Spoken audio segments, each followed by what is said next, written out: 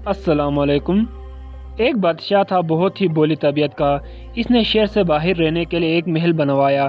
जब महल बनकर तैयार हो गया तो बादशाह सलामत इसमें रहने के लिए गया।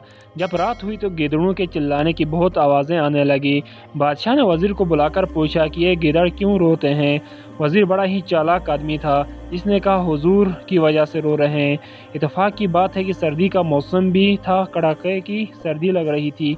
बादशाह ने कहा कि इन सब गिदड़ों को एक एक कंबल हमारी तरफ से पहुंचा दो।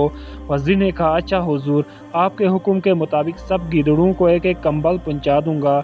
दूसरे दिन वज़ीर ने 1000 कंबल खरीद कर अपने घर भिजवा दिए। अब जब दूसरी रात हुई तो फिर वहीं गिदड़ों की आवाज़ें आने लगी। बादशाह ने वज़ीर को बुलाकर पूछा कि तुमने गिदड़ों को कंबल नहीं पहुंचाया।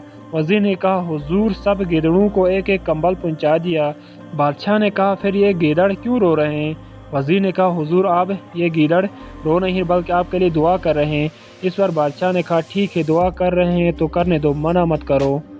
नेक और बोले बाले लोग का माल अय्यार व मक्कार किस्म के लोग इस तरह धोखा देकर खा जाते हैं और खुश होते हैं कि हम किस तरह बेवकूफ़ बनाकर माल हासिल कर लिया, मगर इस बात को भूल जाते हैं कि अल्लाह ताला के यहाँ एक एक पाई का हिसाब देना पड़ेगा। दोस्तों, अगर आप लोगों को ये मेरी वीडियो पसंद आए तो प्लीज़ मेरे चैनल को सब्सक्राइब